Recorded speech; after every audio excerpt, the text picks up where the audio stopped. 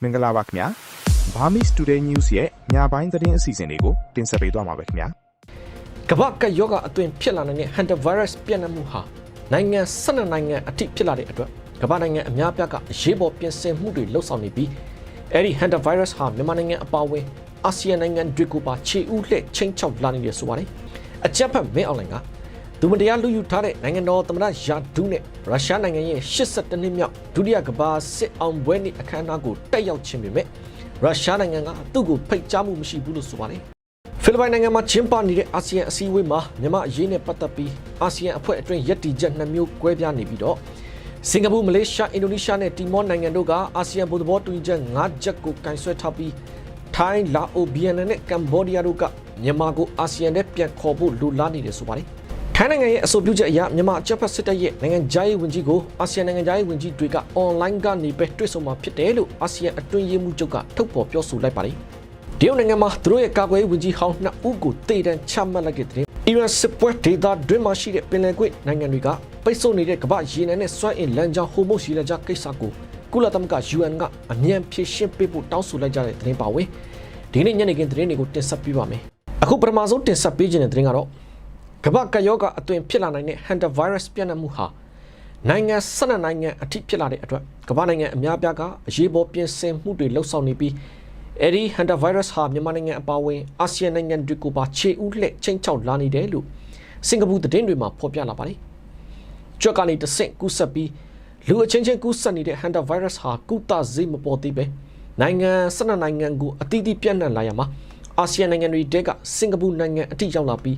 းလက်ရှိစင်ကာပူနိုင်ငံသား2ဦးကိုတီးသန့်စောင့်ကြည့်နေရတယ်လို့သတင်းမှာဖော်ပြလာပါတယ်။အဲဒီ hantavirus ကူးစက်မှုဟာအာဂျင်တီးနားနိုင်ငံကနေထွက်ခွာလာတဲ့အပျော်စီးသင်းဘောပေါ်မှာစတင်ပြန့်ပွားလာတာဖြစ်ပြီးအဲဒီမှာလူ3ဦးသေဆုံးခဲ့ပြီးဖြစ်တယ်လို့အဲဒီကမှတစ်ဆင့်ကမ္ဘာအနှံ့ပြန့်နှံ့သွားတဲ့ခီးသည်တွေကိုဂျမားရေးတာဝန်ရှိတဲ့သူတွေကအပူတပြင်းလိုက်လံရှာဖွေနေရတယ်လို့သိရပါတယ်။ကမ္ဘာဂျမားရေးဖွဲ့ WHO ကတော့မေလ9ရက်နေ့ဖြစ်တဲ့မနေ့ကပဲသတင်းထုတ်ပြန်လာတဲ့အချိန်အဲ့ဒီ virus ဟာပုံမှန်အဖြစ်ကြွက်တွေကနေတဆင့်ကူးစက်ပြီးပဲအခုမျိုးစိတ်ဟာလူအချင်းချင်းပါကူးစက်နိုင်စွမ်းရှိပြီးသေဆုံးမှုပါဖြစ်ပေါ်နေတယ်လို့ဆိုပါတယ်။လက်ရှိအဲ့ဒီ virus ကူးစက်ခံရသူအတည်ပြုလူနာ9ဦးနဲ့တန်တရားလူနာ3ဦးရှိနေပြီးဗြိတိန်၊ဂျာမနီ၊နယ်သာလန်၊ဆွစ်ဇာလန်နဲ့တောင်အာဖရိကနိုင်ငံတွေမှာဆေးကုသမှုခံယူနေကြရပါတယ်။အဲ့ဒီ virus ပြန့်နှံ့ရာအပျော်စီးသင်းမောပေါ်မှာလိုက်ပါခဲ့တဲ့စင်ကာပူနိုင်ငံသား2ဦးဟာလည်းစင်ကာပူကိုပြန်လည်ရောက်ရှိလာခဲ့ပြီးလက်ရှိမှာသူတို့2ဦးကိုအမျိုးသားကူးစက်ရောဂါဗေဒဌာနမှာတည်တံ့ခွဲခြားစောင့်ကြည့်နေရတယ်လို့စင်ကာပူသတင်းတွေမှာဖော်ပြထားပါတယ်။အဲဒီ virus ပိုးစတင်ခဲ့တဲ့အပျော်စီးသင်းဘောကခီးတဲ့အယောက်40လောက်ဟာမြည်သည့်ကျန်းမာရေးစစ်ဆေးမှုမှမပြုလုပ်ရသေးပဲစိတ်ဟယ်လီနာကျွန်းမှာဆင်းသွားပြီးသူတို့ရဲ့တပ်ဆိုင်ရာနိုင်ငံတွေကိုပြန်သွားကြတာကြောင့်တပ်ဆိုင်ရာတာဝန်ရှိတဲ့သူတွေကအရေးပေါ်လိုက်လံရှာဖွေနေကြသလိုအဲဒီထဲမှာနိုင်ငံပေါင်း12နိုင်ငံကသူတွေပါဝင်နေတယ်လို့သတင်းမှာဖော်ပြထားပါတယ်။အဲ့ဒီအတွက်ကမ္ဘာကယောဂအတွင်းဖြစ်လာနိုင်တဲ့ hantavirus ပြန့်နှံ့မှုဟာနိုင်ငံပေါင်း12နိုင်ငံအထိပြန့်နှံ့သွားတာကြောင့်ကမ္ဘာနိုင်ငံအများပြားကရေးပေါ်ပြင်ဆင်မှုတွေလှုပ်ဆောင်နေပြီးအဲ့ဒီ hantavirus ဟာမြန်မာနိုင်ငံအပါအဝင်အာဆီယံနိုင်ငံတွေကိုပါခြေဥလှည့်ချင်းချောက်လာနေတယ်လို့စင်ကာပူသတင်းတွေမှာဖော်ပြထားပါတယ်ခင်ဗျ။အကြက်ဖက်မင်းအောင်လိုင်ကသူမတရားလူယူထားတဲ့နိုင်ငံတော်သမ္မတယာဒူးနဲ့ရုရှားနိုင်ငံရဲ့82နှစ်မြောက်ဒုတိယကမ္ဘာစစ်အောင်ပွဲနေ့အခမ်းအနားကိုတက်ရောက်ခြင်းပေမဲ့ရုရှားနိုင်ငံကသူ့ကိုဖိတ်ကြားမှုမရှိဘူးလို့နေပြည်တော်စစ်တပ်သတင်းအရင်းမြစ်ကရန်ကုန်ခေတ်ကိုပြောပါတယ်။ဒါနဲ့ပတ်သက်ပြီးမင်းအောင်လိုင်ကသူ့ကိုဖိတ်ကြားမှုရှိမရှိဆိုတာကိုပါရုရှားအစိုးရစီတရားဝင်မေးမြန်းစုံစမ်းတဲ့အထိလုပ်ခဲ့သေးတယ်လို့ဆိုပါတယ်။ဒါကတော့မေလ9ရက်နေ့မှာပဲရုရှားနိုင်ငံမော်စကိုမြို့မှာရုရှားနိုင်ငံရဲ့82နှစ်မြောက်ဒုတိယကမ္ဘာစစ်အောင်ပွဲနေ့စစ်ရေးပြအခမ်းအနားပြုလုပ်မှာဖြစ်ပါတယ်။အဲဒီမော်စကိုစစ်ရေးပြအခမ်းအနားကိုရုရှားကဘယ်လာရုစ်စလိုဗက်ကီးယားလာအိုနဲ့မလေးရှားဘရင်တို့ကိုတက်ရောက်ဖို့ဖိတ်ကြားခဲ့ပြီးမြန်မာနိုင်ငံကိုတော့ဖိတ်ကြားခဲ့တာမရှိပါဘူး။ဒါပေမဲ့လည်းအကြက်ဖက်မင်းအောင်လိုင်ကသူ့ကိုအဲဒီအခမ်းအနားတက်ဖို့ဖိတ်ကြားမှုရှိမရှိရုရှားအစိုးရစီကိုတရားဝင်မေးမြန်းစုံစမ်းခဲ့တယ်လို့နေပြည်တော်စစ်ဘက်သတင်းအရင်းမြစ်ကရန်ကုန်ခေတ်ကိုပြောပါတယ်။အကြက်ဖက်မင်းအောင်လိုင်ကတော့အဲဒီအခမ်းအနားကိုလက်ရှိသူ့အတူပြန်လည်ခန့်အပ်ပြီးလူယူထားတဲ့သမ္မတယာဒူးနဲ့တက်ရောက်ခြင်းနေပြီမဲ့ရုရှားဘက်ကမင်းအောင်လိုင်ကိုဖိတ်ကြားမှုမရှိပဲတခြားနိုင်ငံတွေကိုဖိတ်ကြားပြီးအဲ့ဒီမှာလာအိုနဲ့မလေးရှားလိုနိုင်ငံတောင်ပါဝင်ပေမဲ့မင်းအောင်လိုင်ကိုတော့မဖိတ်ခဲ့ဘူးလို့ဆိုပါတယ်။အဲ့ဒီအစားရုရှားနိုင်ငံမှာရှိတဲ့မြန်မာတန်ယုံနဲ့စစ်တန်ယုံကကိုယ်စားလှယ်တွေပဲအဲ့ဒီအခမ်းအနားကိုတက်ရောက်ရမှာဖြစ်တယ်လို့နေပြည်တော်စစ်တပ်သတင်းအရင်းမြစ်ကပြောထားပါတယ်။ပြီးခဲ့တဲ့2025ခုနှစ်မတ်လကတော့ ရုရှားနိုင်ငံမော်စကိုမြို့မှာမင်းအွန်လိုင်းကရုရှားခေါင်းဆောင်ပူတင်နဲ့တွေ့ဆုံခဲ့တဲ့အချိန်ရုရှားသမ္မတပူတင်ကိုမြတ်စွာဘုရားရဲ့ဗျာဒိတ်တော်လာကြွမင်းဖြစ်တဲ့အကြောင်းသူယူသွားတဲ့စာအုပ်ကိုပြပြီးထုတ်ဖော်ပြောဆိုခဲ့ပါသေးတယ်။အဲ့ဒီဗျာဒိတ်ရဗုဒ္ဓသာသနာ2000ကျော်တဲ့အခါရုရှားခေါင်းဆောင်ဟာလက်နက်အတတ်ပညာမှာတစ်ဖက်ကန့်ကတ်တက်ပြီးတော့အတုမရှိတဲ့လက်နက်ဝိဇ္ဇာဧကရစ်တပါဖြစ်လာပြီးမြန်မာဘရင်တွေနဲ့ချစ်ကြီးရင်းနှီးတဲ့မဟာမိတ်တွေဖြစ်လာမဲ့ဗျာဒိတ်ရှိတယ်ဆိုပြီးရုရှားသမ္မတပူတင်ကိုမင်းအွန်လိုင်းကမြောက်ပင့်ပြောဆိုခဲ့ပါတယ်။အဲ့လိုတွေမြောက်ပင့်ပြောဆိုခဲ့ပြီးမဲ့လေရုရှားသမ္မတပူတင်ဟာဒီနေ့ကျင်းပမဲ့ရုရှားနိုင်ငံရဲ့82နှစ်မြောက်ဒုတိယကမ္ဘာစစ်အောင်ပွဲနေ့အခမ်းအနားတက်ရောက်ဖို့မင်းအွန်လိုင်းကိုဖိတ်ကြားမှုမရှိဘဲခြံထားခဲ့ပါတယ်ခင်ဗျ။တစ်ဖက်မှာတော့ထိုင်းနိုင်ငံရဲ့အဆိုပြုချက်အရမြန်မာအကြမ်းဖက်စစ်တပ်ရဲ့နိုင်ငံခြားရေးဝန်ကြီးကိုအာဆီယံနိုင်ငံခြားရေးဝန်ကြီးတွေကအွန်လိုင်းကနေပဲတွေ့ဆုံမှဖြစ်တယ်လို့အာဆီယံအတွင်းရေးမှူးချုပ်ကောင်ကင်ဟွန်ကထုတ်ဖော်ပြောဆိုလိုက်ပါတယ်။9နှစ်နီးပါးကြာအာဆီယံရဲ့အဆင့်မြင့်အစည်းအဝေးတွေကနေဘေးဖယ်ခံခဲ့ရတဲ့မြန်မာနိုင်ငံဟာအာဆီယံနဲ့ဆက်ဆံရေးပုံမှန်ပြန်ဖြစ်ဖို့ဆန္ဒရှိတဲ့အကြောင်းအရေးအယောင်ပြသနေပြီမဲ့လေအာဆီယံအဖွဲ့ဝင်နိုင်ငံတွေဘက်ကတော့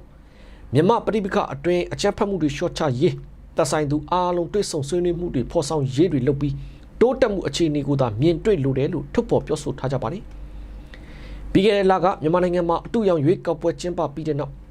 မင်းအွန်လိုင်းဥဆောင်တဲ့အမေရိကန်အစိုးရတစ်တက်လာခဲ့ပြီမဲ့လေအာဆီယံအနေနဲ့အဲ့ဒီရွေးကောက်ပွဲကိုလက်ရှိအချိန်ထိအတိမတ်ပြုမှုမရှိသေးသလိုစစ်ကောင်းဆောင်မင်းအွန်လိုင်းကိုလည်းအာဆီယံထိပ်သီးအစည်းအဝေးတွေအတွင်းတက်ရောက်ခွင့်မပြုသေးပါဘူး။အခုပြုလုပ်နေတဲ့အာဆီယံအစည်းအဝေးမှာလည်းထိုင်းနိုင်ငံရဲ့အဆိုပြုချက်ကြောင့်မြန်မာအကြမ်းဖက်စစ်တပ်ရဲ့နိုင်ငံခြားရေးဝန်ကြီးကိုအာဆီယံနိုင်ငံခြားရေးဝန်ကြီးတွေကအွန်လိုင်းကနေပဲတွေ့ဆုံမှာဖြစ်တယ်လို့အာဆီယံအတွင်းရေးမှူးချုပ်ကောင်ကင်ဟွန်ကထုတ်ဖော်ပြောဆိုထားပါတယ်။တစ်ဖက်မှာလည်းမြန်မာအရေးအတွက်ခန့်အပ်မဲ့အထူးကိုယ်စားလှယ်ရဲ့တပ်တန်းကိုတနင်္လာနေ့ကတိုးမြင့်သတ်မှတ်ဖို့ကိစ္စရက်တွေကိုပါဆွေးနွေးနေပြီးဖြည့်ရှင်းဖို့လိုအပ်တဲ့အဟန့်အတားတချို့ရှိနေတယ်လို့လည်းအတွင်းရေးမှူးချုပ်ကပြောပါတယ်။ချုံပြီးပြောရရင်တော့ဒီနေ့ကျင်းပတဲ့အာဆီယံထိပ်သီးအစည်းအဝေးကိုမင်းအွန်လိုင်းကတက်ရောက်ခြင်းပေမဲ့သူကိုအာဆီယံကတက်ခွင့်မပေးပဲပိတ်ပင်ထားမှုကြောင့်ဒီအစည်းအဝေးမတိုင်ခင်တက်ခွင့်ရမလားဆိုတဲ့မျှော်လင့်ချက်နဲ့အာဆီယံကတောင်းဆိုထားတဲ့အချက်တွေတဲကဒေါ်ဆန်းစုကြည်ကိုနေအချုပ်ပြောင်းရွှေ့ပြပြီးအနေငယ်ဖြည့်လျှော့ပေးတာမျိုးလုပ်ပြခဲ့ပြီမဲ့အာဆီယံကတော့ဒေါ်ဆန်းစုကြည်ကိုချွင်းချက်မရှိချက်ချင်းလွှတ်ပေးဖို့နဲ့အာဆီယံဘုံသဘောတူညီချက်၅ချက်ကိုလိုက်နာဆောင်ရွက်ဖို့ထပ်မံတောင်းဆိုထားသလိုအခုအာဆီယံအစည်းအဝေးကိုလည်းမင်းအွန်လိုင်းကိုတက်ခွင့်မပေးပဲပိတ်ပင်ထားဆဲဖြစ်ပါတယ်ခင်ဗျ။တပတ်မှာတော့အကြမ်းဖက်စစ်တပ်ကပဲခူးတိုင်းတောင်ကူခရိုင်စစ်တောင်းမြစ်အနီးမှာရှိတဲ့ရသပြည်သူတွေနေထိုင်ရာကျေးရွာတွေကိုလေနဲ့ဘုံကျဲတိုက်ခိုက်မှုတွေကြောင့်ရသပြည်သူ10ဦးသေဆုံးခဲ့ရပြန်တယ်လို့ဒေသခံတွေကရန်ကုန်ခေတ်ကိုပြောပါတယ်။ဖြစ်စဉ်တွေကတော့မေလ3ရက်နေ့နဲ့4ရက်နေ့တွေမှာပဲအကြမ်းဖက်စစ်တပ်ကအုတ်တွင်းမြို့နယ်ထန်းနမင်းမြို့နယ်နဲ့ဖြူးမြို့နယ်အစပ်မှာရှိတဲ့ချောင်ကျိုးကျေးရွာဇလုတ်ကြီးကျေးရွာအပါအဝင်ရွာပေါင်း9ရွာကျော်ကိုလေရင်3စီးနဲ့လာပြီးလှည့်ပတ်ဘုံကျဲသွားတယ်ဆိုပါတယ်။အဲ့ဒီဖြစ်စဉ်မှာရသပြည်သူ2ဦးသေဆုံးခဲ့ပြီးနောက်ထပ်ပြည်သူ10ဦးကျော်လဲဒဏ်ရာတွေရထားတယ်လို့ဒေသခံတွေကပြောပါတယ်။အလားတူမေလ9ရက်နေ့ဖြစ်တဲ့မနေ့ကမွန်းလွဲပိုင်းမှာလေဖြူးမြို့နယ်မှာရှိတဲ့၄အိမ်စု16ခင်နဲ့ချားပင်ချောင်ကျေးရွာတွေကိုအကြမ်းဖက်စစ်တပ်ကလေရင်နဲ့8ကြိမ်နီးပါးဘုံကျဲမှုတွေလုပ်သွားတယ်ဆိုပါတယ်။အဲ့ဒီဖြစ်စဉ်မှာလဲကလေးငယ်2ဦးအပါအဝင်ရသပြည်သူ6ဦးသေဆုံးခဲ့ပြီးနောက်ထပ်ပြည်သူ4ဦးလဲဒဏ်ရာတွေရထားတယ်လို့ဒေသခံတွေကရှင်းပြထားပါတယ်။ဒါအပြင်အကြမ်းဖက်စစ်တပ်ကတောင်ငူခရိုင်စစ်တောင်းမြစ်အနီးကျေးရွာတွေကိုလည်းလေကြောင်းကနေဘုံကျဲတိုက်ခိုက်မှုတွေလုပ်နေတဲ့အတွက်လက်ရှိကျေးရွာပေါင်း10ရွာကျော်ကပြည်သူတွေဟာဘေးလွတ်ရာတွေကိုထွက်ပြေးတိမ်းရှောင်နေရတယ်လို့ဒေသခံတွေကပြောထားကြပါတယ်ခင်ဗျာ။တစ်ဖက်မှာတော့ရန်ကုန်မြို့မှာ4နာရီချာလျှက်စစ်မီအလှည့်ကျဖြန့်ဖြူးတဲ့စနစ်ပြန်လည်ကျင့်သုံးမယ်လို့အကြမ်းဖက်စစ်တပ်လက်အောက်ခံ YESC ကကြေညာလာပါတယ်။လက်ရှိရန်ကုန်တိုင်းဒေသကြီးမှာမေလအတွင်းကစပြီးလျှက်စစ်မီအလှည့်ကျဖြန့်ဖြူးတဲ့စနစ်ပြန်ကျင့်သုံးမယ်အကြောင်းရန်ကုန်မြို့အတွင်းအုပ်စု2စုခွဲပြီးအလှည့်ကျစနစ်နဲ့တစ်ချိန်ကို4နာရီစီသာဖြန့်ဖြူးပေးနိုင်မယ်အကြောင်းစစ်တပ်လက်အောက်ခံရန်ကုန်မြို့လျှက်စစ်တအားပေးရေးကော်ပိုရေးရှင်း YESC ကထုတ်ပြန်လာပါတယ်။ရန်ကုန်ထဲမှာရှိတဲ့မြို့နယ်တွေကိုအုပ်စု A အုပ်စု B ဆိုပြီးခွဲခြားထားသလိုမနက်9နာရီကနေည9နာရီအတွင်းအလှည့်ကျမီးပေးသွားမှာဖြစ်တယ်လို့ဆိုပါတယ်။လက်ရှိရန်ကုန်မှာလျှက်စစ်မီးပြတ်တောက်တဲ့အချိန်ပုံမကြာမြင့်လာတာနဲ့သတ်မှတ်ချိန်အတိုင်းမီးမလာတာကြောင့်အသက်မွေးဝမ်းကြောင်းလုပ်ငန်းတွေအပေါ်ထိခိုက်မှုကြီးမားလာနေတယ်လို့လည်းရန်ကုန်မြို့နေဒေသခံတွေကပြောဆိုနေကြပါတယ်။စစ်တပ်ဘက်က4နာရီစီအလှည့်ကျမီးပေးသွားမယ်လို့ကြေညာထားပေမဲ့လက်တွေ့မှာတော့မြို့နယ်အချို့မှာမီးပြတ်တဲ့အချိန်ဟာ6နာရီကနေ8နာရီထိကြာမြင့်နေတယ်လို့လည်းသူကဆိုပါတယ်။တကယ်တမ်းမီးလာတဲ့အချိန်သတ်မှတ်ထားပေမဲ့မီးလာချိန်ထက်ပြတ်တဲ့အချိန်ကသာပိုများနေတာကြောင့် အလောက်ကိုင်းစာဝင်နေရေးစတဲ့အခက်အခဲတွေနေ့စဉ်ကြုံတွေ့နေရတယ်လို့လည်းဒေသခံတွေကပြောဆိုနေကြပါတယ်။တစ်ဖက်မှာတော့ချက်ဖို့ပါတီဝင်တွေအပါအဝင်မင်းအွန်လိုင်းတို့စစ်အုပ်စုဟာအတူရောင်ရွေးကောက်ပွဲတွေလုပ်အစိုးရအတူတွေလုပ်ပြီးမိတွေအပြည့်အဝပြန်ပေးတော့မယ်လို့ကြီးကြီးကျယ်ကျယ်တွေပြောနေပြီမဲ့တကယ်တမ်းကျတော့လာပိုင်းလောက်တော့မိအပြည့်အဝပြန်မပေးနိုင်မယ်အရင်လိုသာပြန်ဖြစ်နေတာကိုလည်းတွေ့ရပါတယ်ခင်ဗျာတစ်ဖက်မှာတော့ KNU ကကော်တူးလေးအုပ်ချုပ်နယ်မြေမူတော်ခရိုင်တန်လွင်မြစ်အတွင်းဆက်လက်တစည်းပေါ်ကနေဖမ်းဆီးရမိထားတဲ့ထိုင်းဘတ်ငွေ496တန်းကျော်တန်ဖိုးရှိမူရစေဝါတွေကိုမိရှုဖျက်ဆီးလိုက်တယ်လို့ထုတ်ပြန်လာပါတယ်ဒီမူရစေတွေကိုတော့ပြီးခဲ့တဲ့နှစ်ဒီဇင်ဘာလတုန်းကတန်လွင်မြစ်တစ်လျှောက်မှာကရင်အမျိုးသားနေဆက်လုံခြုံရေးတပ်ဖွဲ့ဝင်တွေစောင့်ကြည့်စစ်ဆေးတဲ့အချိန်ဆက်လက်တစည်းပေါ်ကနေစီဘုံတွေလိုပုံဖြတ်ပြီးတက်ဆောင်လာတာကိုဖမ်းမိခဲ့တာဖြစ်တယ်လို့သိရပါတယ်ဖမ်းမိထားတဲ့မူရစေတွေကိုတော့ KNU ရဲ့ကော်တူးလေးမူရစေဝါတိုက်ဖြတ်ရေးကော်မတီကဥပဒေစည်းမျဉ်းတွေနဲ့အညီမေလ9ရက်နေ့မှာမိရှုဖျက်ဆီးခဲ့တယ်လို့ဆိုပါတယ်ဒါနဲ့ပတ်သက်ပြီး KNU မူထော်ခရိုင်တာဝန်ရှိသူတို့ကလည်းတန်လွင်မြစ်လိုနေဆက်နဲ့ဆက်ဆက်တဲ့ဒေသတွေမှာမူရစေဝါတွေတရားမဝင်တည်ယူပို့ဆောင်တာမကြာခဏဖြစ်နေတဲ့အတွက် KNU အနေနဲ့စောင့်ကြည့်စစ်ဆေးမှုတွေကိုတိုးမြင့်လှုပ်ဆောင်နေတယ်လို့ပြောပါတယ်အနာဂတ်မှာလည်း KNU ကော်တူးလေးဒေသအတွင်းမူရစေဝါတိုက်ဖြတ်ရေးလုပ်ငန်းတွေကိုဆက်လက်တိုးချဲ့သွားမယ်လို့ပြောထားပြီးပြည်သူတွေကိုလည်းတန်တရားဖြစ်စရာလှုပ်ရှားမှုတွေတွေ့ရင်သက်ဆိုင်ရာအဖွဲ့အစည်းတွေကိုတည်င်းပေးကြဖို့တိုက်တွန်းထားပါတယ်။မိရှုဖျက်ဆီးမဲ့မူရစေတွေကိုလည်းမိမရှို့ခင်မှာထိုင်းနိုင်ငံဘက်ကတာဝန်ရှိတဲ့သူတွေလာရောက်စစ်ဆေးအတည်ပြုခဲ့ကြပြီးအခမ်းအနားမှာ KNU မူထော်ခရိုင်တာဝန်ရှိတဲ့သူတွေ KNDO KNLA KNPF ကရင်နယ်စပ်ရေးရာကော်မတီကော်တူးလေးတစ်တော်ဌာန KWO အပါအဝင်ထိုင်းနယ်စပ်ရေးရာတာဝန်ရှိတဲ့သူတွေထိုင်းမီဒီယာတွေနဲ့မူရစေဝါတိုက်ဖြတ်ရေးအဖွဲ့ဝင်တွေပါတက်ရောက်ခဲ့ကြတယ်လို့သိရပါတယ်ခင်ဗျာတစ်ဖက်မှာတော့ဘကသများအဖွဲ့ချုပ်290ပြည့်ကိုအမျိုးသားညီညွတ်ရေးအတိုင်ပင်ခံကောင်စီ NUCC နဲ့တက္ကသိုလ်ကျောင်းသားဟောင်းများအင်အားစုတို့ကတဝန်လွှာတွေပေးပို့ဂုဏ်ပြုခဲ့ကြပါတယ်ဗမာနိုင်ငံလုံးဆိုင်ရာကျောင်းသားသမဂ္ဂများဘကသများအဖွဲ့ချုပ်ဟာ1936ခုနှစ်ကစပြီးနေချက်စန့်ကျင်ရေးနဲ့အမျိုးသားလွတ်မြောက်ရေးတိုက်ပွဲတွေမှာရှေ့တန်းကနေဥဆောင်ခဲ့တဲ့တမိုင်းအစဉ်လာကြီးမားရာအဖွဲ့အစည်းဖြစ်တာကြောင့်အခုကြာရောက်တဲ့290ပြည့်အထိမ်းအမှတ်ဟာမြန်မာအရေးတမိုင်းမှာအတိတ်ပဲရှိတဲ့နေ့တစ်နေ့လည်းဖြစ်တယ်လို့ဆိုပါတယ်တဝန်လွှာတွေထဲမှာတော့ဘကသဟာခေအဆက်ဆက်ဆရာနာရှင်တွေကိုမစုံမနစ်တွန်းလှန်ခဲ့တယ်လို့အခုຫນွေဦးတော်လှန်ရေးမှာလည်းပြည်သူတွေနဲ့အတူတသားတဲ့ယက်တီနေတာကိုချီကျူးဂုဏ်ပြုကြောင်းနဲ့တော်လှန်ရေးအတွင်းအသက်ပေးသွားတဲ့ចောင်းသားအာဇာနည်တွေမတရားဖမ်းဆီးခံထားရတဲ့ရဲဘော်တွေနဲ့ရှေ့တန်းကနေတိုက်ပွဲဝင်နေတဲ့လူငယ်တွေအားလုံးကိုလေးစားစွာနဲ့မှတ်တမ်းတင်ဂုဏ်ပြုကြောင်းဖော်ပြထားပါတယ်NUCC အနေနဲ့လည်း Federal Democracy ပြည်ထောင်စုတည်ဆောက်တဲ့နေရာမှာဘကသများအဖွဲ့ချုပ်နဲ့အတူလက်တွဲပြီးအဆုံးအထိဆက်လက်တိုက်ပွဲဝင်သွားမယ်လို့အခိုင်အမာကတိပြုထားပါတယ်။အလားတူတက္ကသိုလ်ကျောင်းသားဟောင်းတွေဘက်ကလည်း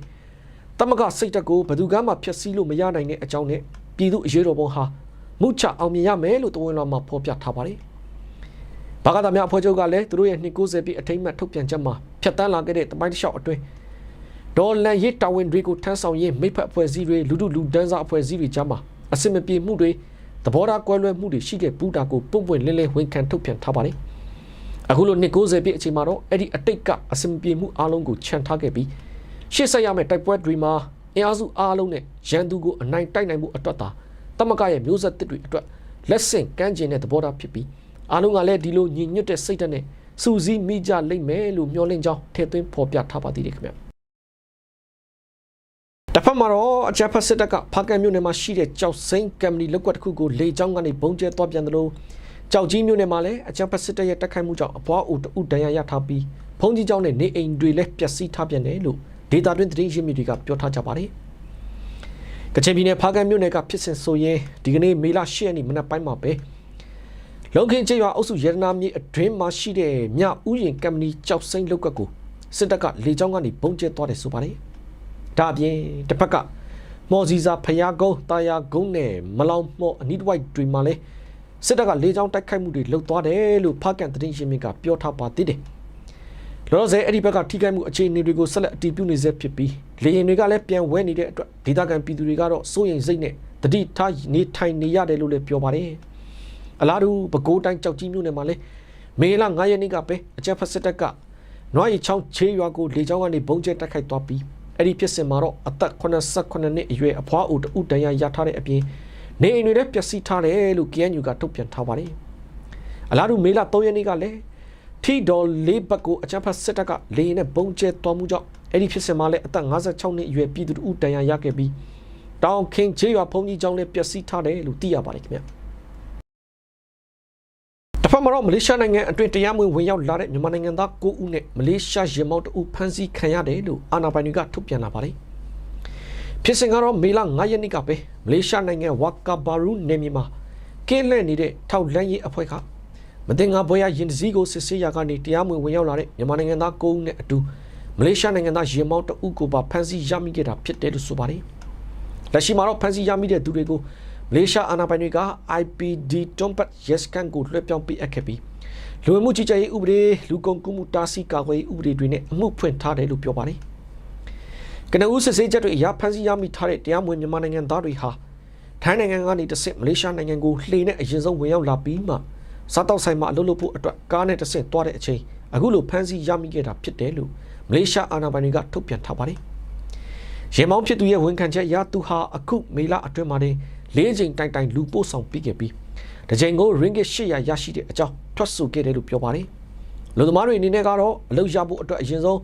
တအုပ်ကို ringgit 9000စီပေးဆောင်ရပြီးအဲ့ဒီငွေကိုလစာတဲကနေ9လကြာခွဲဝေနှုတ်ယူတယ်လို့လည်းထွက်ဆိုထားတယ်လို့သိရပါတယ်ခင်ဗျအခုတခါနိုင်ငံတကာသတင်းတွေပတ်မှာတော့အရှိလေဘိုင်းမှာယာယီအပြစ်ရထားတဲ့အမေရိကန်နဲ့အီရန်ကြားအပြန်အလှန်ပစ်ခတ်တိုက်ခိုက်မှုတွေပြန်လည်ဖြစ်ပွားမှုကြောင့်ရေနံဈေးတွေပြန်တက်ပြီးရှယ်ယာဈေးကွက်တွေကျသွားပြန်ပါတယ်ဒါကတော့မေလ9ရက်နေ့ဖြစ်တဲ့မနေ့ကပဲယာယီအပြစ်ရထားတဲ့အမေရိကန်နဲ့အီရန်ကြားအပြန်အလှန်ပစ်ခတ်မှုတွေပြန်လည်ဖြစ်ပွားခဲ့ရမှာအီရန်ကအမေရိကန်တင်မောကိုတွားပြီးတိုက်ခိုက်မှုကြောင့်အမေရိကန်ကလည်းအီရန်ကိုပြန်လည်ဘုံကျဲတိုက်ခိုက်မှုတွေလုပ်ခဲ့ပါတယ်သမ္မတထရန့်ကတော့သူ့ရဲ့ Truth Social မှာအီရန်အနေနဲ့သဘောတူညီချက်ကိုအမြန်လက်မှတ်မထိုးရင်နောက်တစ်ခါအခုထပ်ပိုပြီးကြမ်းတမ်းတဲ့လက်တုံ့ပြန်မှုတွေလုပ်မယ်လို့ချိန်ချောက်ထားပါတယ်ဒါပေမဲ့ဝါရှင်တန်မှာသတင်းတောက်တွေကအပြစ်ရစရေးပြတ်သွားပြီလားလို့မေးတဲ့အခါမှာတော့သမ္မတထရန့်ကမပြတ်သေးပါဘူးလို့ပြောတဲ့အပြင်အီရန်ကအမေရိကန်တင်မောတွေကိုလာဆန်းလို့ပညာပေးလိုက်တာဖြစ်တယ်လို့ထရန့်ကိုယ်တိုင်ပြန်ဖြေခဲ့ပါတယ်အဲ့လိုဟိုမုတ်ရှိလက်ကြားအတွင်းအမေရိကန်နဲ့အီရန်ကြားအပြန်အလှန်တိုက်ခိုက်မှုကြောင့်ပဲဒီကနေ့မေလ10ရက်နေ့မှာရေနံဈေးတွေပြန်တက်လာပြီးကမ္ဘာစတော့ရှယ်ယာဈေးကွက်တွေတော်တော်များများပြန်ကျသွားပြန်ပါတယ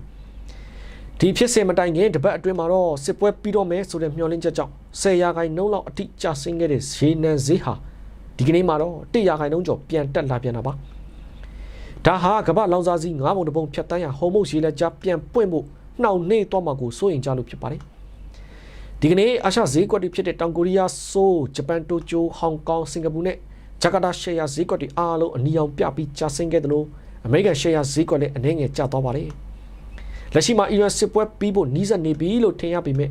အခုလိုစီးရဲရထိတွေ့မှုတွေကငြိမ်းချမ်းရေးဆွေးနွေးပွဲကိုအနှောက်အယှက်ဖြစ်စေနိုင်တယ်လို့လည်းကျွမ်းကျင်သူတွေကသုံးသပ်နေကြပါတယ်ခင်ဗျာတဖက်မှာတော့အီရန်စစ်ပွဲဒေသတွင်းမှာရှိတဲ့ပင်လယ်ကွေ့နိုင်ငံတွေ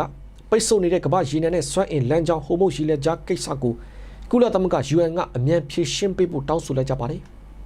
လက်ရှိကမ္ဘာရေနံနဲ့စွမ်းအင်တွေအဓိကဖြတ်တန်းနေတဲ့ဟိုမုတ်ရေလက်ကြားကြီးပိတ်နေတာတွေတိုက်ခိုက်ခံနေရတာတွေနဲ့ပတ်သက်ပြီးပင်လယ်ကွေ့နိုင်ငံတွေဖြစ်တဲ့ကာတာ UAE နဲ့ဘာရိန်းနိုင်ငံတို့ကကုလသမဂ္ဂမှာအဆိုပြုချက်တစ်ခုတင်လိုက်ပါတယ်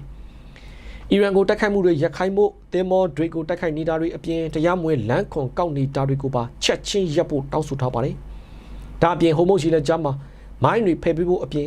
်ရေထဲမှာချထားတဲ့မိုင်းတွေရဲ့တီနီယာကိုအကုန်ထုတ်ပြောပြီးအီရန်အနေနဲ့ဒါတွေကိုချက်ချင်းပြန်ဖယ်ပေးဖို့ပြောပါတယ်ဒါမှတင်မောတွေစိတ်ချလက်ချသွားလို့ရမှာဖြစ်တဲ့အကြောင်းအရေးကြီးတဲ့ကုညီရေးလမ်းကြောင်းဖွင့်ပေးပြီးစားနပ်ရိက္ခာနဲ့အကူအညီတွေပေးပို့နိုင်အောင်လူသားချင်းစာနာမှုဆိုင်ရာလမ်းကြောင်းတစ်ခုကိုအမြန်ဆုံးဖော်ဆောင်ပေးဖို့ကိုလည်းကုလသမဂ္ဂကိုပင်လယ်ကွေ့နိုင်ငံတွေကတောင်းဆိုထားပါတယ်ဒီစစ်ပွဲကြောင့်ကာတာလိုနိုင်ငံမျိုးဆိုရင်ရေနံနဲ့ gas တွေလုံးဝတင်ပို့လို့မရတော့ဘဲစီးပွားရေးထိခိုက်နေတာပါအမေရိကန်တပ်မက်ကလည်းကမ္ဘာတစ်ခုလုံးကိုတစားကန်လှုပ်ပြီးချင်းချောင်းနေတဲ့အီရန်နိုင်ငံရဲ့လုပ်ရဟာလက်ခံနိုင်စရာမရှိဘူးလို့ပြင်းပြင်းထန်ထန်ဝေဖန်ထားပါတယ်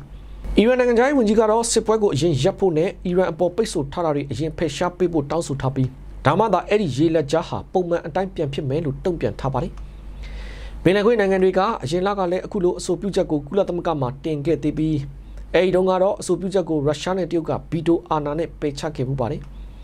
်ဒါပေမဲ့အခုတစ်ခါမှာတော့အမေရိကန်ကလာမယ့်အပတ်အစောပိုင်းမှာအတီးပြုတ်နိုင်အောင်စ조사နေတာကြောင့်ရုရှားနဲ့တရုတ်ကဘလို့တုံ့ပြန်မလဲဆိုတာကိုစောင့်ကြည့်ရအောင်မှာဖြစ်ပါတယ်ခင်ဗျာတစ်ဖက်မှာတော့ရုရှားနိုင်ငံမှာလုံမဲ့ Victory Day အထိမ်းအမှတ်အပြည့်ရကမ်းလှမ်းမှုပြတ်ပြားသွားပြီးတဲ့နောက်ယူကရိန်းက drone အစင်းရေ300ကျော်နဲ့ ရုရှားနိုင်ငံကိုတုံ့ပြန်တိုက်ခိုက်လိုက်ပါတယ်လာမယ့်မေလ9ရက်နေ့မှာကြာရောက်မဲ့ရုရှားနိုင်ငံရဲ့ဒုတိယကမ္ဘာစစ်အောင်ပွဲနေ့အခမ်းအနားတွေနီးကပ်လာတဲ့အချိန်မှာယူကရိန်းနဲ့ရုရှားကြားစစ်ရေးတင်းမာမှုတွေဟာအမြင့်ဆုံးအဆင့်ကိုရောက်ရှိနေပါတယ်ရုရှားကာကွယ်ရေးဝန်ကြီးဌာနရဲ့ထုတ်ပြန်ချက်အရတော့မေလ9ရက်နေ့ဖြစ်တဲ့မနေ့ကပဲယူကရိန်းဘက်ကလွှတ်တင်လိုက်တဲ့ drone စီးရေ348စင်းကိုရုရှားလေကြောင်းရန်ကာကွယ်ရေးတပ်တွေကပစ်ချခဲ့ရတယ်လို့ဆိုပါတယ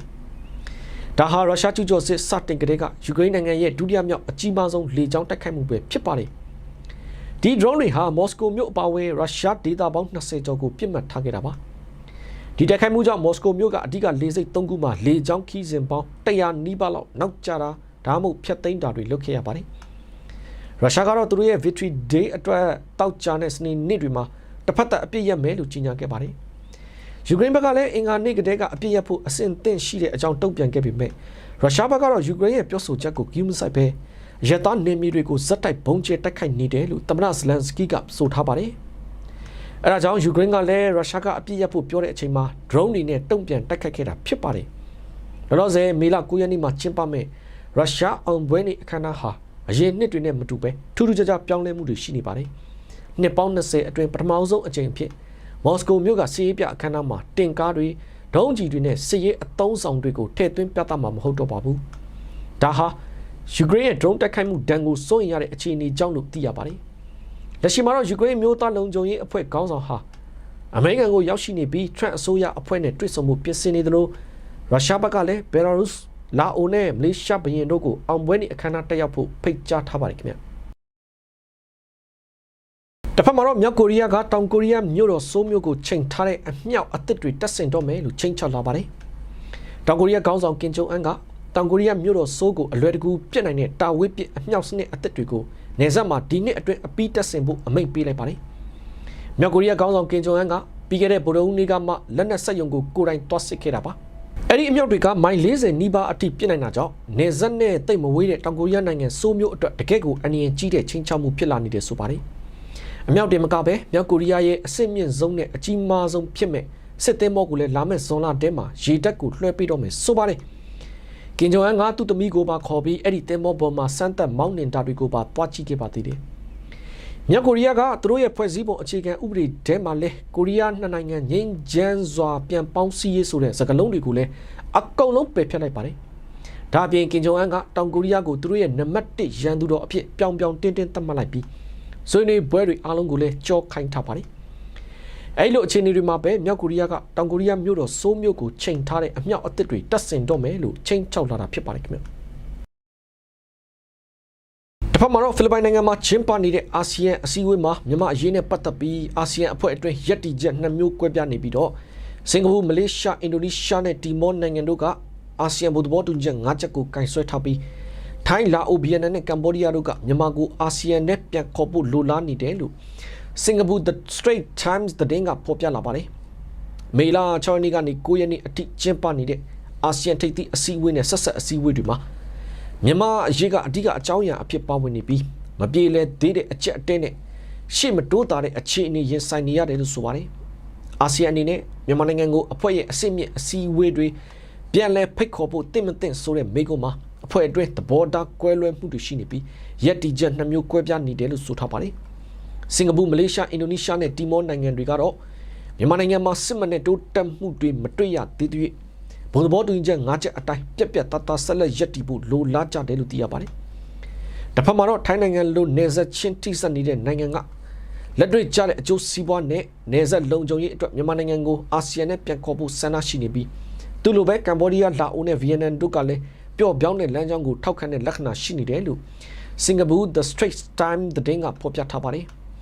ဒီလိုအာဆီယံအတွင်းရပ်တည်ချက်2မျိုးဖြစ်နေတာဟာမကြာသေးမီကမဲအောင်လိုင်းအနေနဲ့သူကိုယ်သူသမ္မတအဖြစ်တာဝန်ယူပြီးဒေါ်ဆာစုကြည်ကိုနေအိမ်အချုပ်ပြောင်းရွှေ့လိုက်တဲ့ဆိုတဲ့ထုတ်ပြန်မှုဟာအာဆီယံအဖွဲ့ဝင်နိုင်ငံအချို့ရဲ့သဘောထားကိုပျော့ပြောင်းလာစေဖို့မြန်မာစစ်တပ်ကနီးဗျူဟာမြောက်လှုပ်ဆောင်ခဲ့တဲ့သဘောဖြစ်တယ်လို့လည်းလေ့လာသူတွေကသုံးသပ်ထားကြပါတယ်လက်ရှိမှာတော့အာဆီယံအနေနဲ့မြန်မာကိုအပြစ်ပေးအရေးယူဖို့ထက်လက်ရှိအခြေအနေကိုသာထိမ့်သိမ်းထားဖို့ပုံမှုဖြစ်နိုင်ခြေရှိနေတယ်လို့လည်းသိရပါတယ်ဒါပေမဲ့လည်းမြန်မာအရေးကိုအချိန်ဆွဲထားတာဟာအာဆီယံရဲ့စီးလုံးမှုနဲ့ဂုဏ်သိက္ခာကိုထိခိုက်စေနိုင်ပြီးဒေသတွင်း online ငွေလိမ်လုပ်ငန်းတွေလိုမှုခင်းပြဿနာတွေပုံမှုကြီးထွားလာတာတွေကိုအဖြေရှာဖို့ခက်ခဲစေမှာဖြစ်တယ်လို့ စင်ကာပူ The Straits Time သတင်းမှာဖော်ပြထားပါတယ်ခင်ဗျတဖက်မှာတော့အကြမ်းဖက်စစ်တပ်ကအရခတ်တော် AA သိမ်းပိုက်ထားတဲ့ရခိုင်ပြည်နယ်ကြောက်တော်မြို့ကိုညတကောင်အချိန်လေရင်အုပ်စုနဲ့လာပြီးဘုံတွေအဆက်မပြတ်ကျဲချသွားပြန်တယ်လို့ရခိုင်ဒေသသတင်းရင်းမြစ်တွေစီကနေသိရပါတယ်ဖြစ်စဉ်ကတော့မေလ9ရက်နေ့ဖြစ်တဲ့မနေ့ကည10:00နာရီဝန်းကျင်လောက်ကစပြီးအရခတ်တော် AA သိမ်းပိုက်ထိန်းချုပ်ထားရာကြောက်တော်မြို့နယ်အတွင်းမှာရှိတဲ့ဂျေးရွာတွေနဲ့တောင်တန်းဒေသတွေကိုအကြမ်းဖက်စစ်တပ်ကလေရင်အုပ်စုနဲ့လာပြီးအဆက်မပြတ်ပုံကျဲတိုက်ခိုက်မှုတွေလုပ်သွားတယ်ဆိုပါတယ်ဒေသခံတွေရဲ့ပြောကြားချက်အရကြောက်တော်မြို့မှာရှိတဲ့အကတောင်အနီးတစ်ဝိုက်နဲ့တောင်ကြီးဒေသတွေကိုပြစ်မှတ်ထားပြီးစစ်တပ်ကလေကြောင်းတိုက်ခိုက်မှုတွေလုပ်သွားတဲ့အကြောင်းပောက်ကွဲမှုတွေကတော်တော်ပြင်းထန်တဲ့အကြောင်းပြောထားကြပါတယ်လက်ရှိမှာတော့အဲ့ဒီဘက်ကထိခိုက်မှုအခြေအနေတွေကိုမသိရသေးပဲဆက်လက်အတည်ပြုနေဆဲဖြစ်တယ်လို့ပြောကြပါတယ်အဲ့လိုပဲမေလ6ရက်နေ့ကလည်းအကြမ်းဖက်စစ်တပ်ကအရခတ်တော် AA သိမ်းပိုက်ထားတဲ့မင်းပြမြို့နယ်ကြောက်ခုတ်ကျေးရွာအနီးတောင်တန်းဒေသတွေကိုတိုက်လျင်9စီးအပြင်ဝိုင်းတွဲလျင်2စီးနဲ့ပါတနာရီကျော်ကြာဘုံကျဲခဲ့သေးတယ်လို့သိရပါတယ်ဒါပြင်မေလ9ရက်နေ့ကလည်း AA သိမ်းပိုက်ထားတဲ့ဂွမြို့နယ်ကိုစစ်တပ်ကတိုက်လျင်3စီးနဲ့ဘုံ10လုံးထပ်မင်းကျဲချတိုက်ခိုက်သွားသေးတယ်လို့သိရပါတယ်ခင်ဗျတဖက်မှာတော့တိုင်းသားပြည်သူတွေရဲ့လုံကိုခေတ်ဆက်ဆက်ဖိနှိပ်ခဲ့တဲ့ဆန္ဒရှင်စနစ်ကိုအပြီးအတိုင်းဖျက်သိမ်းနိုင်ရေးအတွက်ဆက်လက်တိုက်ပွဲဝင်ကြဖို့မွန်ပြည်ဖက်ဒရယ်ကောင်စီ MSFC ကအလေးနဲ့တိုက်တွန်းလာပါတယ်မေလ9ရက်နေ့ကပဲမွန်ပြည်ဖက်ဒရယ်ကောင်စီကပြည်သူ့ကာကွယ်ရေးတပ်မတော်9နှစ်ပြည့်အထိမ်းအမှတ်တော်ဝင်လွှာမှာအဲ့ဒီလိုတိုက်တွန်းထားတာပါအခုလိုပြည်သူ့ကာကွယ်ရေးတပ်မတော်9နှစ်ပြည့်အထိမ်းအမှတ်ကာလမှာတိုင်းသားပြည်သူတွေရဲ့လုံကိုခေတ်ဆက်ဆက်ဖိနှိပ်ခဲ့တဲ့ဆန္ဒရှင်စနစ်အပြီးအတိုင်းဖျက်သိမ်းနိုင်ရေးအတွက်ဆက်လက်တိုက်ပွဲဝင်ကြဖို့အလေးနဲ့တိုက်တွန်းလိုတယ်လို့တော်ဝင်လွှာမှာဖော်ပြထားပါတယ်ဒါအပြင်အမျိုးသားညီညွတ်အစိုးရရဲ့ကုကဲမှုအောက်မှာရှိနေတဲ့ပြည်သူ့ကာကွယ်ရေးတပ်ဖွဲ့တွေနဲ့အတူတစ်ဖက်မှာလည်းကိုပိုင်ယက်တီချက်နဲ့ယက်တီနေကြတဲ့ပြည်သူ့ကာကွယ်ရေးတပ်ဖွဲ့တွေဟာတူညီတဲ့ပန်းတိုင်ဖြစ်တဲ့ Federal Democracy ပြည်ထောင်စုတည်ဆောက်ရေးအတွက်ဒေါ်လာရေးအင်အားစုတွေနဲ့အတူတိုက်ပွဲဝင်လျက်ရှိတယ်လို့ဖော်ပြထားပါတယ်။တဝင်လွှာထဲမှာ KSS မြန်မာစစ်တပ်ဟာပြည်သူလူထုကိုကာကွယ်ရမယ့်အစားသူတို့ကိုစန့်ကျင်တဲ့ဒေါ်လာရေးအဖွဲ့အစည်းတွေနဲ့ပြည်သူတွေကိုနှီးမျိုးစုံနဲ့ဖိနှိပ်တပ်ဖြတ်ခဲ့တာရာစုနှစ်တစုနီးပါးရောက်ရှိခဲ့ပြီဖြစ်တယ်လို့ဖော်ပြထားပါတယ်။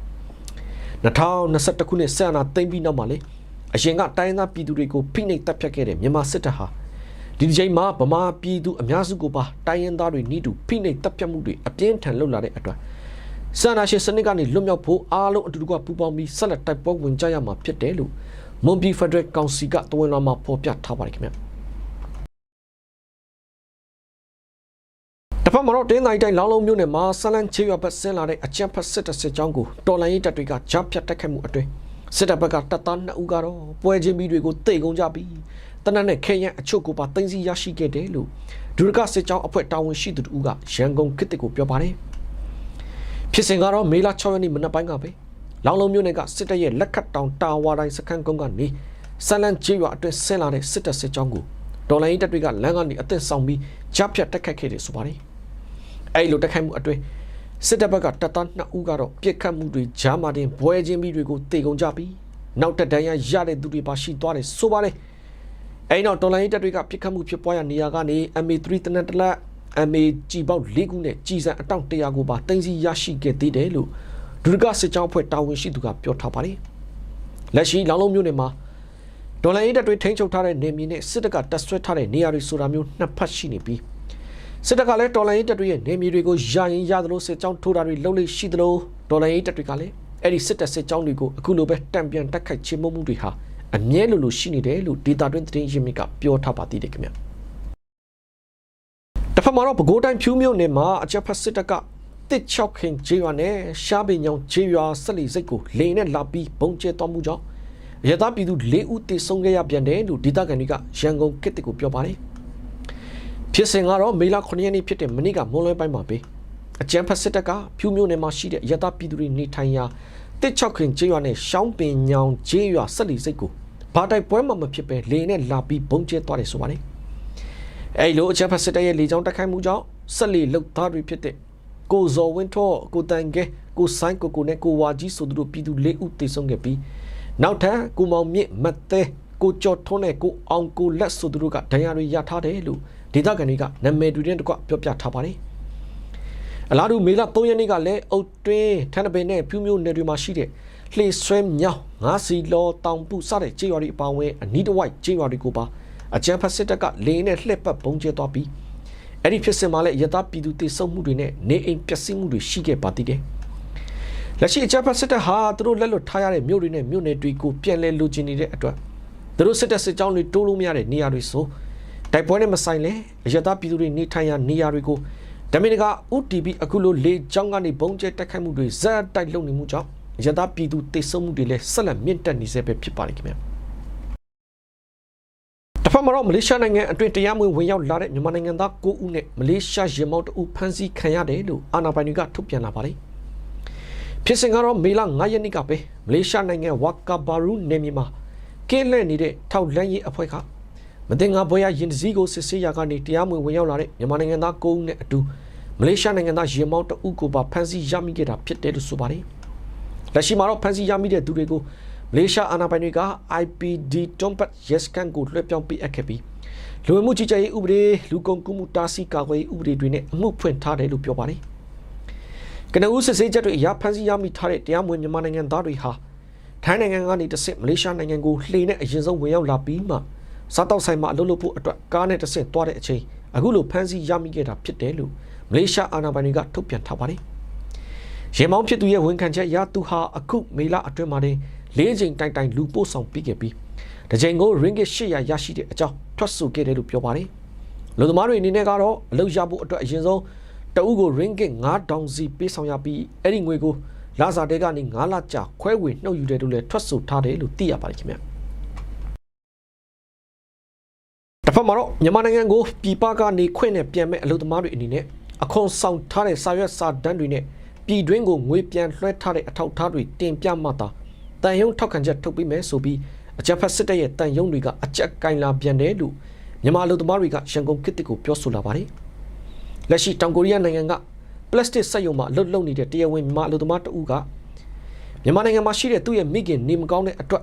ခွင့်နဲ့ခိတ္တပြန်မှုတောင်ကိုရီးယားနိုင်ငံဆိုးမြို့မှာရှိတဲ့မြန်မာတန်ယုံမှာထောက်ခံစာတွားတောင်းခဲ့တယ်ဆိုပါတယ်။အဲ့ဒီအချိန်မြန်မာတန်ယုံဘက်ကလူသမားဖြစ်သူရဲ့အခွန်ဆောင်ထားတဲ့စာရွက်စာတမ်းတွေတင်ပြဖို့အပြင်မြန်မာနိုင်ငံကစစ်တပ်လက်အောက်ခံဘန်တွေကနေတဆင့်လာဇာငွေပြန်လွှဲထားတဲ့အထောက်အထားတွေကိုပါတောင်းခံလာတယ်လို့ပြောပါတယ်။အဲ့ဒီအတွက်ပြည်တွင်းကိုခွင့်နဲ့ပြန်မဲ့အလုပ်သမားဖြစ်တဲ့သူဟာစစ်တပ်ရဲ့တန်ယုံကတောင်းတဲ့အချက်လက်တွေဟာသူ့စီမှာတင်ထားတာမျိုးမရှိသလိုသူ့အနေနဲ့မြန်မာနိုင်ငံကကမ္ဘောဇဘန်နဲ့ AR ဘန်တွေကနေလာဇာလွှဲထားတာတွေရှိပေမဲ့အဲ့ဒီစလစ်တွေဟာကိုယ့်အိမ်ကိုငွေပြန်လွှဲတဲ့ကိစ္စဖြစ်တာကြောင့်မသိမ်းထားမိဘူးလို့ပြောပါတယ်။တောင်ကိုရီးယားနိုင်ငံမှာရှိတဲ့မြန်မာစစ်တပ်တန်ယုံကတော့သူတို့တောင်းတဲ့အချက်တွေကိုအလို့သမားဖြစ်တဲ့သူဘက်ကမပြနိုင်လို့ဆိုပြီးထောက်ခံချက်ထုတ်မပေးတဲ့အတွက်ခွင့်နဲ့ပြန်ဖို့ကိစ္စလည်းမပြန်ပြစ်တော့ဘူးလို့တောင်ကိုရီးယားရောက်မြန်မာအလို့သမားတဦးကသူ့ရဲ့ဖြစ်စဉ်ကိုရှင်းပြထားပါတယ်။အလားတူအရှေ့လေဘိုင် UAE နိုင်ငံအဘူဒါဘီမြို့မှာရှိတဲ့မြန်မာတန်ယုံမှာခွင့်ပြန်ထောက်ခံချက်တွားရောက်လှုပ်ဆောင်ခဲ့တဲ့ဟိုတယ်အဲဂျိုမြန်မာအလို့သမားတဦးကလည်းမြန်မာတန်ယုံဘက်ကသူ့စီကနေအခွန်ဆောင်ထားတဲ့စာရွက်စာတမ်းတွေပြဖို့တောင်းခဲ့ပြီးအဲ့ဒါပါမတာထောက်ခံချက်ပေးမယ်လို့အကြက်ကင်တဲ့အတွက်သူလည်းမြန်မာနိုင်ငံကိုခွင့်နဲ့ပြန်မဲ့အစီအစဉ်ဖျက်သိမ်းလိုက်တယ်လို့ပြောပါတယ်။လက်ရှိအဘူဒါဘီမှာရှိတဲ့မြန်မာစစ်တပ်တန်ယုံရှိမှာကိုခွင့်နဲ့ပြန်မဲ့သူတွေအနေနဲ့အခွန်ဆောင်ထားတဲ့စာရွက်စာတမ်းပြရမယ်ဆိုပြီးတော့စာကတ်ထားတယ်လို့ပြောထားသလိုလောလောဆယ်တော့အဘူဒါဘီမှာရောက်နေတဲ့မြန်မာတော်တော်များများလဲခွင့်နဲ့ပြန်မရတာတွေရှိနေတယ်လို့အဲ့ကျိုမြန်မာအလို့သမားတဦးကရှင်းပြထားပါတယ်။လက်ရှိပြည်တွင်းမှာလဲခွင့်နဲ့ပြန်လာတဲ့ပြည်ပရောက်မြန်မာအလို့သမားတွေကိုပြည်ပပြန်ထွက်ချိန်ရင်သက်ဆိုင်ရာနိုင်ငံတွေမှာရှိတဲ့ကိုယ့်ရဲ့အလုပ်ရှင်စီကခွင့်စာအပြင်သက်ဆိုင်ရာမြန်မာတန်ယုံတွေရဲ့ထောက်ခံစာနဲ့အတူပူးတွဲတင်ပြပြီးမှပြန်လည်ထွက်ခွာခွင့်လျှောက်ထားရမှာဖြစ်တယ်လို့မေလ1ရက်နေ့ကပဲစစ်တပ်ဘက်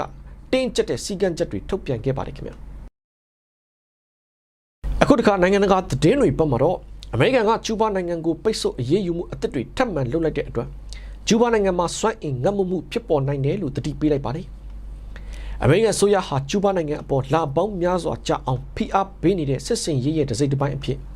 ပိတ်ဆို့အရေးယူမှုအသစ်တွေကိုမေလ9ရက်နေ့မှာထပ်မံကြေညာလိုက်ပါတယ်ဒီလိုရဟာကျူးဘားနိုင်ငံသားတွေအပေါ်စွမ်းအင်ငတ်မှုဖြစ်စေတယ်လို့ကုလသမဂ္ဂကျွမ်းကျင်သူတွေကပြင်းပြင်းထန်ထန်ဝေဖန်နေတဲ့အချိန်မှာပဲထွက်ပေါ်လာတာပါဒီချိန်မှာတော့အမေရိကန်ကကျူးဘားစစ်တပ်ထိန်းချုပ်ထားတဲ့ GAESA ဆိုတဲ့ကုမ္ပဏီကြီးကိုအတိကပြစ်မှတ်ထားပိတ်ဆို့အရေးယူလိုက်တာပါအဲ့ဒီကုမ္ပဏီဟာကျူးဘားစီးပွားရေးရဲ့ကဏ္ဍတော်တော်များများကိုချုပ်ကင်ထားတာဖြစ်ပါတယ်ဒီသတင်းထွက်လာပြီးတဲ့နောက်မှာတော့ Sharik ကုမ္ပဏီကကျူးဘားမှာရှိတဲ့သူတို့ရဲ့လုပ်ငန်းတွေကိုချက်ချင်းရပ်ဆိုင်းလိုက်ပါတယ်အမေရိကန်နိုင်ငံသားဝန်ကြီးမာကိုရူဘီယိုကတော့ကျူးဘားကွန်မြူနစ်အစိုးရဟာ အမေရိကန်ရဲ့အမျိုးသားလုံခြုံရေးကိုချင်းချောက်နေတာကြောင့်အခုလိုလှုပ်ဆောင်တာဖြစ်တဲ့အကြောင်းကျူးဘာအစိုးရအနေနဲ့နိုင်ငံရေးနဲ့စီးပွားရေးပြုပြင်ပြောင်းလဲမှုတွေမလုပ်မချင်းဒီလိုဖိအားပေးမှုတွေဆက်လက်လုပ်သွားမယ်လို့ဆိုပါတယ်ကုလသမဂ္ဂကျွမ်းကျင်သူ၃ကတော့အမေရိကန်ရဲ့အခုလိုလောင်စာဆီပိတ်ဆို့မှုဟာကျူးဘာပြည်သူတွေရဲ့လူအခွင့်အရေးကိုထိခိုက်စေတယ်လို့ထောက်ပြနေပါတယ်အခုအခြေအနေကိုစွမ်းအင်ငတ်မှုလို့အတိတ်ပဲဖွင့်ဆိုခဲ့ပြီးဒါဟာလူသားတယောက်ဂုဏ်သိက္ခာရှိရှိရှင်သန်မှုလိုအပ်တဲ့အခြေခံဝန်ဆောင်မှုတွေကိုရပ်တန့်သွားစေတယ်လို့ဆိုပါတယ်လက်ရှိကျူးဘာမှာဖြစ်ပေါ်နေတဲ့အကျိုးဆက်တွေကတော့လောင်စာဆီပြတ်လတ်မှုကြောင့်ပြည်သူတွေစေယုံတက်ဖို့ခက်ခဲနေပြီးကလေးတွေကြောက်မသွားနိုင်တော့ပါဘူး။ဂျမ်မာရီစနစ်မှာလည်းခွဲစိတ်မှုပေါင်း9600ကျော်ဟာစောင့်ဆိုင်းစရင်ထဲမှာပုံနေပါတယ်။ပြီးခဲ့တဲ့လတွေအတွင်းရုရှားရေနံတင်သင်္ဘောတစ်စီးဒေတာကျူးဘာကိုစိုက်ကပ်နိုင်ခဲ့ပါတယ်။ကျူးဘာအစိုးရကတော့ဒီလုပ်ရဟာကျူးဘာပြည်သူတရက်လုံးကိုစုပေါင်းအပြစ်ပေးနေတဲ့လုပ်ရဖြစ်တယ်လို့ပြင်းပြင်းထန်ထန်ရှုံချထားပါသေးတယ်ခင်ဗျ။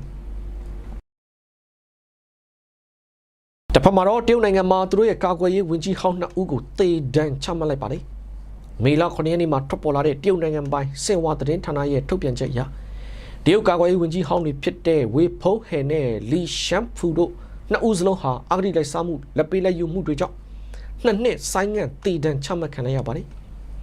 သမ္မတရှီကျင်းပင်ဟာ2012ခုနှစ်မှာအာဏာရလာကတဲ့ကစစ်တပ်အတွင်းအကျင့်ပြတ်ခြစားမှုတွေကိုပြင်းပြင်းထန်ထန်နှိမ်နင်းနေတာပါ။အခုတေဒဏ်ချခံရတဲ့တရုတ်စစ်ဗိုလ်ချုပ်လီရှမ်ဖူဟာလက်ငွေအမြောက်များလက်ခံခဲ့သလိုတခြားသူတွေကိုလည်းလက်ထိုးခဲ့တယ်လို့ဆွဆွဲခံထားရပါတယ်။ဒါ့အပြင်နိုင်ငံရေးအရတာဝန်ကျေပွန်မှုမရှိဘဲကိုကျိုးစီးပွားရှာခဲ့တာကိုလည်းစုံစမ်းစစ်ဆေးရေးမှာတွေ့ရှိခဲ့ရတယ်လို့တရုတ်တာဝန်ရှိတဲ့သူတွေကပြောပါတယ်။ဒါ့အပြင်တစ်ဖက်ကစစ်ဗိုလ်ချုပ်ဝေဖုံးဟဲကလည်းယာဒူတိုကိစ္စတွေမှာလက်ငွေနဲ့တန်ဖိုးကြီးပစ္စည်းတွေအမြောက်များယူပြီးမလျော်ဩဇာသုံးခဲ့တယ်လို့ဆိုပါတယ်။သူ့ရဲ့လုပ်ရက်တွေဟာတရုတ်စစ်တပ်အပေါ်အလွန်ဆိုးဝါးတဲ့ထိခိုက်နစ်နာမှုတွေဖြစ်စေခဲ့တယ်လို့လည်းသတင်းမှာဖော်ပြထားပါတယ်။တရုတ်နိုင်ငံရဲ့ဥပဒေအရတေဒဏ်ကို2နှစ်ဆိုင်းငံ့ထားတယ်ဆိုတာကဒီကာလအတွင်းမှာနောက်ထပ်ပြစ်မှုအသစ်ထပ်မံမကျူးလွန်ဘူးဆိုရင်တေဒဏ်ကနေတသက်တကျွန်းထောင်ဒဏ်အဖြစ်ရှော့ပေါ်ပေးရှိပါတယ်။ဒီလိုအစိမ့်မြင့်အရာရှိကြီးတွေကိုဖယ်ရှားတာဟာတရုတ်စစ်တပ်ရဲ့ထိပ်ပိုင်းခေါင်းဆောင်မှုပိုင်းမှာဟာကွက်တွေဖြစ်စေနိုင်တယ်လို့လည်းနိုင်ငံတကာမဟာဗျူဟာလေ့လာရေးအဖွဲ့ကသုံးသပ်ထားပါသေးတယ်။2023ခုနှစ်ကစပြီးတရုတ်ရဲ့နျူကလ িয়ার နဲ့ဒုံးကျည်တပ်ဖွဲ့တွေအထိပါဒီအာဂတိနှိမ်နင်းရေးလှိုင်းကရိုက်ခတ်ခဲ့ပြီးရှီကျင်းပင်ရဲ့လူယုံလို့အမြဲသတ်မှတ်ခံရတဲ့ထိပ်တန်းဗိုလ်ချုပ်ကြီးကျန်းယူရှားတောင်ယာဒူကနေဖယ်ရှားခံခဲ့ရပါတယ်ခင်ဗျ။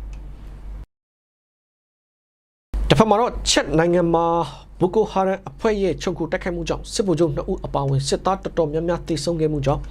နိုင်ငံတော်အဆင့်ဝန်내ချင်းအထိမ်းအမှတ်အဖြစ်သတ်မှတ်လိုက်ပါတယ်။ချက်ဆိုရဟာမေလ6ရက်နေ့ကနေမေလ9ရက်နေ့အထိ3ရက်တနိုင်နိုင်ငံတော်အဆင့်ဝန်내ချင်းအထိမ်းအမှတ်အဖြစ်ကြီးညာလိုက်တာပါ။ဒါဟာမေလ4ရက်နဲ့6ရက်နေ့တွေမှာလိတ်ချက်ဒေသအတွင်းဘိုကိုဟာရန်အဖွဲ့ရဲ့ချုံခုံတိုက်ခိုက်မှုကြောင့်စစ်ဗိုလ်ချုပ်2ဦးနဲ့ချက်စစ်သား24ဦးသေဆုံးခဲ့တာဖြစ်ပါတယ်။အဲဒီတိုက်ခိုက်မှုမှာဘိုကိုဟာရန်အဖွဲ့ဘက်ကလည်းတော်တော်များများကိုအသေးဖမ်းဆီးနိုင်ခဲ့တယ်လို့စစ်တပ်ဘက်ကပြောပါတယ်။လိတ်ချက်ဒေသဟာနိုင်ဂျီးရီးယားကင်မရွန်နိုင်ဂျာနဲ့ချက်နိုင်ငံတွေအကြားမှာရှိပြီးကျွန်းတွေရွှွန့်နွန်တွေပေါ်များတဲ့အတွက်ဘိုကိုဟာရန်နဲ့ IS အဖွဲ့ခွဲတွေပုံခုပြီးလှုပ်ရှားဖို့အခွင့်ကောင်းဖြစ်နေတယ်လို့ဆိုပါတယ်။ပြီးခဲ့တဲ့2024အောက်တိုဘာလတုန်းကလည်းစစ်သား40လောက်သေဆုံးခဲ့ရလို့ချက်သမ္မတကိုယ်တိုင်ဘိုကိုဟာရန်တွေကိုအမြင့်ပြတ်ချေမှုဖို့စစ်စင်ရေးတွေလုပ်ခဲ့ပါသေးတယ်။2025ဖေဖော်ဝါရီလမှာတော့ချက်နေမြေတဲမှာဘိုကိုဟာရန်အဖွဲ့တွေခိုအောင်စရာမရှိတော့ဘူးလို့စစ်တပ်ကကြေညာခဲ့ပေမဲ့အခုလိုတိုက်ခိုက်မှုတွေကတော့ဇက်တိုက်ဆိုသလိုပြန်ဖြစ်နေတာပါ။ချက်နိုင်ငံဟာကာလရှည်ကြာစစ်မှတ်ဖြစ်ပွားမှုတွေအာဏာသိမ်းမှုတွေနဲ့စီးပွားရေးမတည်ငြိမ်မှုတွေကြောင့်အာဖရိကမှာအစင်းရဲဆုံးနိုင်ငံတွေတဲကတစ်ခုအဖြစ်ဆက်လက်ရှိနေစေဖြစ်ပါတယ်ခင်ဗျာ။တစ်ဖက်မှာတော့2022တရုတ်လေယာဉ်ပြတ်ကျမှုအတွင်းမှာလေယာဉ်အင်ဂျင်နှလုံးစလုံးအပိတ်ခံရပြီးလေယာဉ်မောင်းကန်အတွင်းရုံးရင်ဆန်ခတ်ဖြစ်ခဲ့တယ်လို့အမေရိကန်စုံစမ်းရေးအဖွဲ့ NDSB ရဲ့အချက်လက်တွေအရသိရပါတယ်။